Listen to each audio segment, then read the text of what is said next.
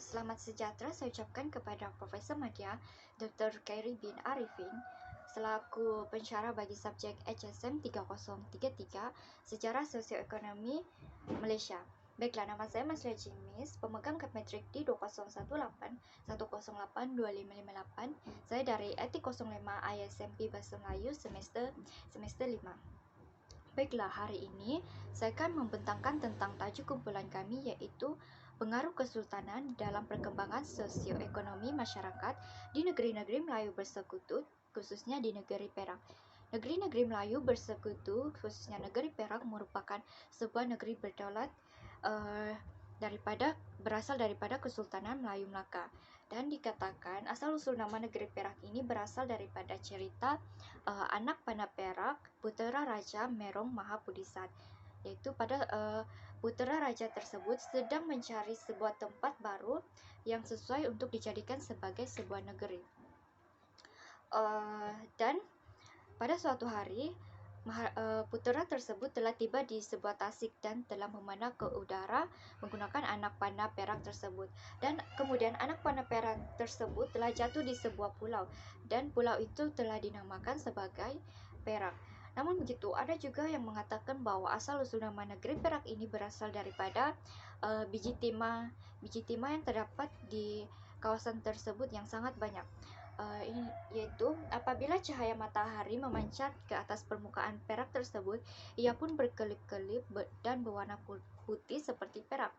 Namun begitu, terdapat juga pendapat mengatakan bahwa asal-usul nama negeri Perak ini berasal daripada nama Bendahara Tun Perak itu sendiri. Oke, seterusnya sejarah Kesultanan Perak ini telah diasaskan pada tahun 1528 oleh Sultan Muzaffar Shah, yang merupakan putera kepada Sultan Melaka, yaitu Sultan Mahmud Shah.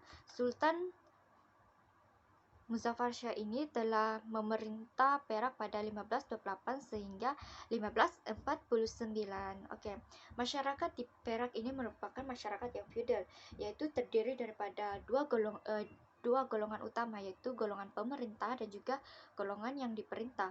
Golongan pemerintah ini terdiri daripada sultan, golongan pembesar, dan juga bangsawan, manakala golongan yang diperintah ini terdiri daripada rakyat biasa dan juga hamba abdi. Dalam aspek sosioekonomi, golongan pemerintah amat berpengaruh di dalam pelaksanaan cukai dan juga pelaksanaan sistem gerah. Selain itu, para pembesar sangat memberi peranan dan menyumbang kepada perkembangan sosioekonomi masyarakat di negeri Perak pada ketika itu. Dan kegiatan ekonomi utama yang dijalankan oleh masyarakat di negeri Perak ialah pertanian, seperti penanaman padi, tebu, jagung, dan juga penanaman buah-buahan. Namun begitu, kegiatan ekonomi tersebut bertukar kepada pelombongan biji timah pada tahun 1840. Kebiasaannya, hasil daripada pertanian yang dijalankan oleh rakyat ini lebihannya akan diberikan kepada sultan ataupun para pembesar untuk menunjukkan ketaatan setiap mereka kepada golongan pembesar dan juga ketaatan setiap pembesar kepada golongan pemerintah, yaitu sultan. Oke, baiklah. Kita akan masuk kepada isi utama pembentangan kita di bawah topik pengaruh kesultanan dalam perkembangan sosioekonomi masyarakat di negeri-negeri Melayu bersekutu, khususnya di Perak, yaitu isi pertama kita peranan sultan dalam perkembangan sosioekonomi masyarakat di Perak. Sultan ini memainkan peranan yang amat penting di negeri-negeri Melayu bersekutu, khususnya di negeri Perak. Apabila Sultan ini merupakan golongan pemerintah yang paling tinggi di dalam struktur sosial masyarakat khususnya di negeri Perak ini. Sultan memegang kuasa dan juga pengaruh dalam aspek politik dan juga sistem ekonomi di negeri Perak. Oleh itu, sultan ataupun golongan pembesar ini, golongan pemerintah ini, pemerintah tertinggi, ia ia berperanan untuk menjaga keamanan di negeri Perak dan juga melindungi rakyat daripada segala ancaman. Manakala rakyat akan sentiasa bersedia untuk berkhidmat kepada golongan pemerintah seperti sultan dan juga para pembesar.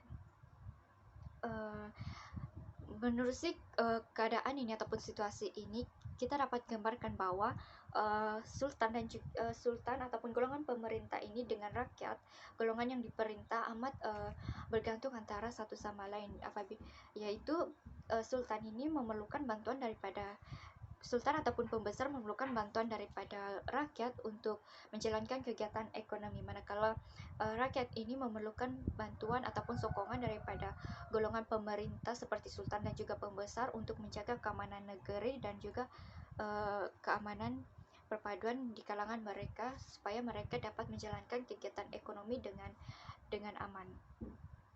Kebiasaannya sultan akan memerintah dengan adil dan juga bertimbang rasa kepada seluruh rakyat di negeri Perak. Hal ini karena untuk menjaga keamanan dan juga perpaduan di kalangan rakyat di dalam negeri Perak itu sendiri. Seterusnya ia dapat digambarkan melalui contoh Sultan Perak telah membuka peluang perdagangan kepada saudagar-saudagar dari luar, contohnya saudagar daripada Cina dan juga India. Saudagar-saudagar tersebut telah bertapak di negeri Perak untuk menjalankan kegiatan perdagangan mereka, dan kedatangan saudagar daripada India dan juga Cina ini telah membuka peluang kepada negeri Perak untuk maju dan berlakunya pertambahan penduduk hasil daripada penghijrahan saudagar daripada India dan juga Cina ini. Oleh itu, hubungan baik antara sultan pembesar dengan secara khususnya kepada golongan pemerintah dengan rakyat, ia telah memudahkan pembangunan ekonomi di negeri tersebut, dan ia secara tidak langsung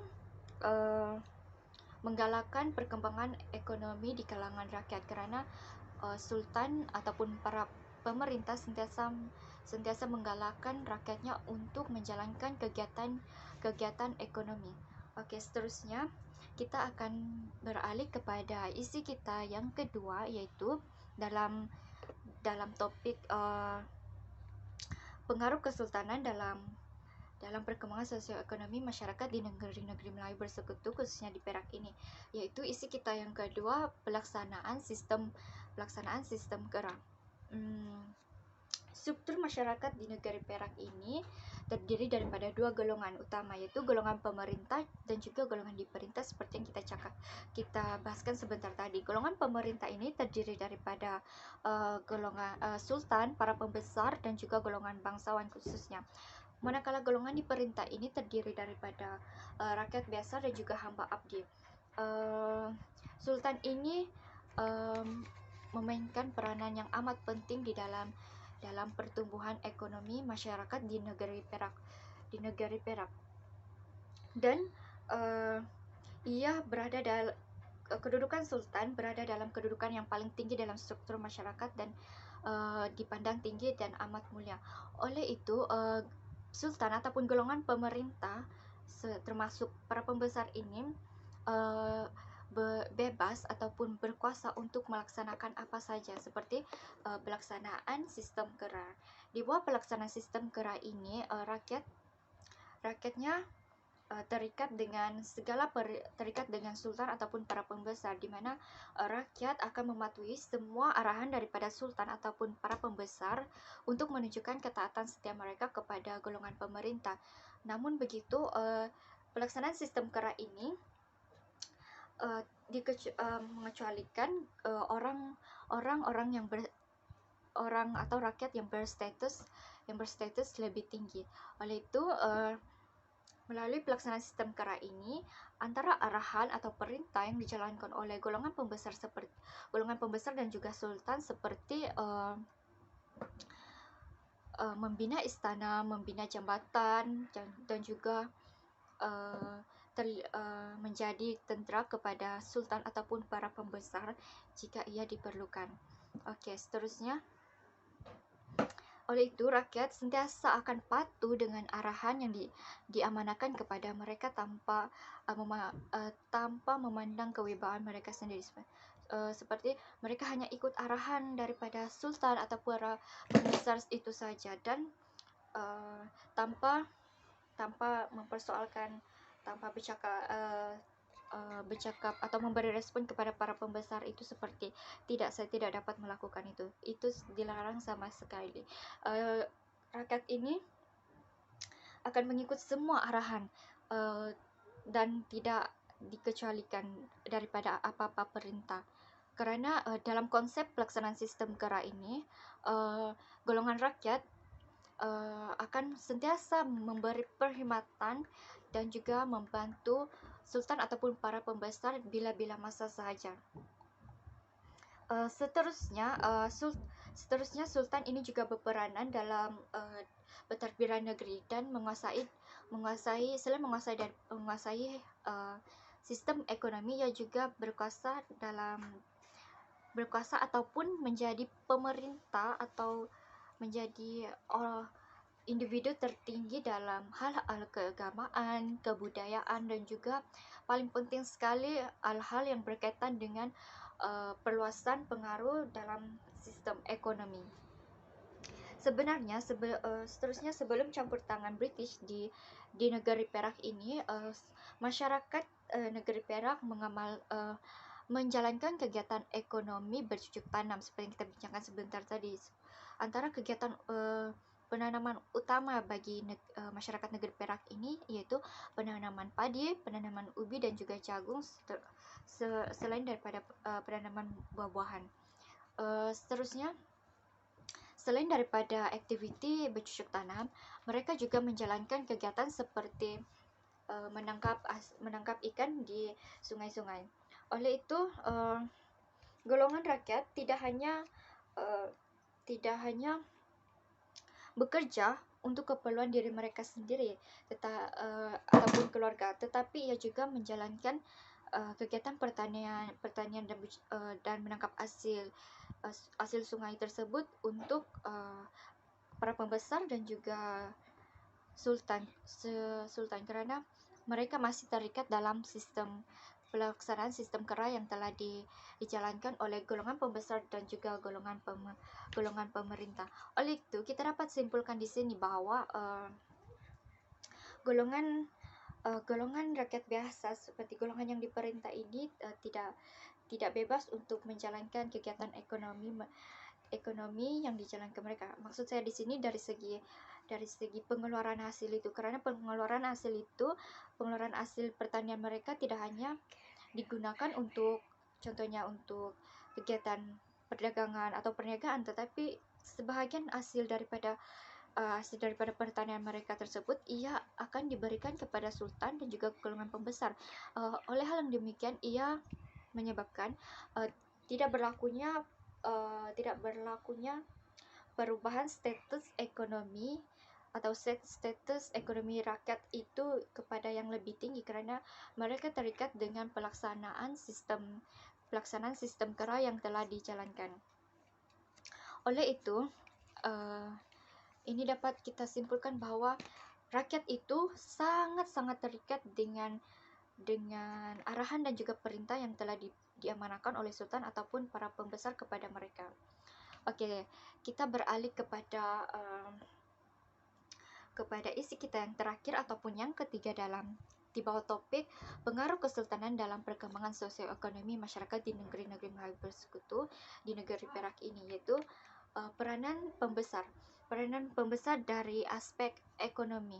Para pembesar adalah sekumpulan pegawai-pegawai yang dilantik oleh sultan untuk menguruskan hal-hal yang berkaitan dengan pentadbiran daerah dan juga pentadbiran negeri. Oleh itu, golongan pembesar ini berada di kedudukan yang kedua selepas sultan. Oleh itu, mereka punya struktur sosial itu sebenarnya agak tinggi, mungkin ia setara dengan golongan bangsawan. Oke, seterusnya negari Perak ini mengamalkan pembesar 4 lipatan yang diwarisi daripada Kesultanan Melayu Melaka terdahulu. Oleh itu, pembesar di Perak ini terdiri daripada beberapa lapisan, yaitu lapisan paling atas digelar orang besar 4 yang terdiri daripada menteri, temenggung dan juga orang kaya besar. Manakala orang besar 8 ini jawatan mereka seperti menjadi Laksamana, Syahbandar, dan juga menjadi contohnya Panglima Bukit Kentang. Setiap daripada mereka ini, yaitu pembesar yang digelar orang besar 4 dengan orang besar 8, mereka ini mempunyai bidang kuasa tersendiri, ataupun mempunyai peranan berbeza-beza di setiap kawasan, setiap daerah yang ditadbir oleh mereka. Seterusnya, peranan pembesar dalam aspek ekonomi ini juga dapat dilihat melalui mereka ini, pembesar-pembesar ini berperanan untuk memilih bakal sultan, dan mereka juga berkuasa untuk melantik ataupun menjatuhkan sultan. Hal ini dapat dibuktikan melalui contoh seperti berikut.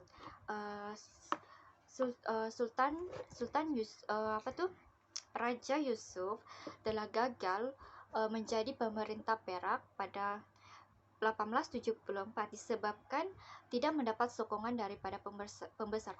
Oleh hal yang demikian, di sini kita dapat lihat bahwa peranan pembesar itu juga mempengaruhi dalam sistem ekonomi dan juga politik. Seperti yang saya berikan contoh sebentar tadi, yaitu pembesar ini berperanan untuk melantik dan juga menjatuhkan sultan tersebut. Oke, seterusnya peranan pembesar yang seterusnya yaitu dari segi ekonomi, pembesar di Perak ini akan mempengaruhi pendapatan diri mereka ataupun sultan. Ini berdasarkan kekayaan yang dimiliki di bawah pentadbiran mereka, seperti di daerah-daerah. Contohnya di Larut, daerah Larut, kawasan Larut, ia mempunyai biji timah yang sangat-sangat banyak, dan pembesar yang memerintah di kawasan tersebut mempunyai tugas yang amat penting yang telah diamanahkan oleh sultan untuk contohnya mengutip cukai ekspor, cukai yang berkaitan yang telah diamanahkan oleh sultan. Contohnya pembesar di Larut yaitu Nga Ibrahim. Oke. Para pembesar, seperti yang saya cakap tadi, para pembesar ini berperanan untuk memungut hasil cukai. Contohnya jawatan Syahbandar. Syahbandar ini akan mengutip cukai daerah daripada rakyat di kawasannya melalui bantuan daripada penghulu. Cukai itu biasanya akan dipungut di pangkalan cukai di setiap daerah yang telah didirikan. Oke. Contoh barang-barang yang dikenakan cukai sebanyak 10% dan ia juga akan dibayar dengan lunas. Contohnya seorang individu atau saudagar itu yang menjalankan perniagaan di kawasan di daerah itu akan membayar cukai. Lepas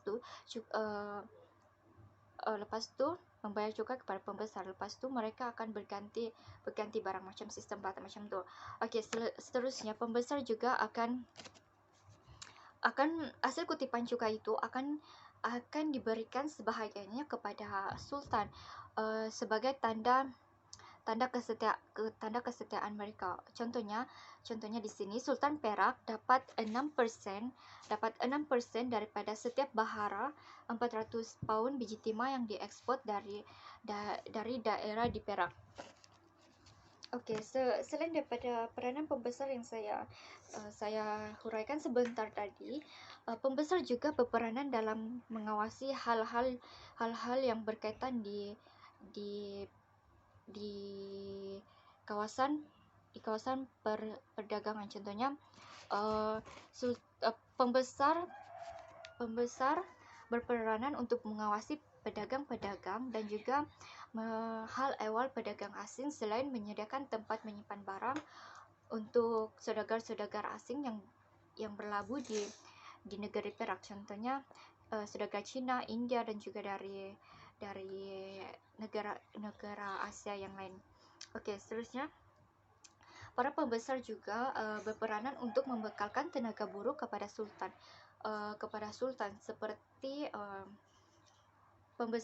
pembesar tersebut akan mengarahkan rakyatnya di bawah pemerintahannya untuk menjadi tentara untuk sultan, ataupun akan menjalankan kegiatan yang diarahkan oleh sultan, yang seperti kita sudah maklum dalam pelaksanaan sistem kera. Oke, pembesar juga sebenarnya tidak hanya tertumpu kepada kegiatan ekonomis.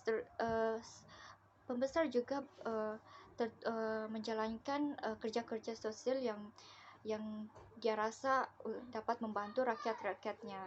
Oke, seterusnya, peranan pembesar seterusnya yaitu pembesar juga diberikan kuasa untuk menguasai perlombongan biji timah atas keizinan daripada sultan. Contohnya, Long Jafar, di bawah pentadbiran Long Jafar, ia telah membawa masuk saudagar Cina dan juga India untuk menjalankan kegiatan perdagangan dan juga perlombongan. Hasil daripada itu, Long Jafar mengutip cukai ekspor biji timah dan juga cukai impor candu yang dibawa masuk oleh saudagar Cina dan juga India. Keuntungan tersebut akan dibahagikan kepada golongan pemerintah. Seterusnya, terdapat juga peranan penghulu di dalam sistem sosioekonomi di negeri Perak ini, apabila penghulu akan mengarahkan anak-anak buahnya untuk mengutip cukai di bawah pemerintahannya ataupun daerah atau kampungnya. Selepas itu, anak buah tersebut akan memberikan hasil cukai tersebut, kutipan cukai tersebut kepada penghulu, dan penghulu akan memberikannya kepada pembesar, dan pembesar akan memberikannya kepada sultan. Oke, so kita dapat ringkaskan di sini, pembesar ini amat memainkan peranan penting dalam ekonomi sebelum campur tangan British. Namun setelah campur tangan British, peranan pembesar ini ia mula terhakis kerana ia digantikan oleh peranan daripada Governor dan juga residen British yang memerintah di negeri Perak. Secara kesimpulannya di sini kita dapat simpulkan bahawa di Perak terdiri daripada dua golongan utama, yaitu golongan pemerintah dan diperintah. Pemerintah terdiri daripada sultan, golongan bangsawan, dan juga para pembesar secara umumnya. Dan golongan yang diperintah terdiri daripada rakyat biasa. Di sini kita dapat lihat bahwa saling kebergantungan di antara sultan dan golongan pemerintah dan juga golongan diperintah, apabila kedua-duanya saling bergantung. Contohnya, sultan ataupun golongan pemerintah ini berperanan untuk menjaga keamanan rakyat dan juga negeri, manakala rakyat ini sangat berperanan untuk memajukan sistem ekonomi dan juga sosioekonomi masyarakat di negeri Perak secara umumnya. Dan tidak ketinggalan juga peranan pembesar yang amat besar dalam perkembangan sosioekonomi masyarakat di negeri Perak. Sekian, terima kasih daripada saya.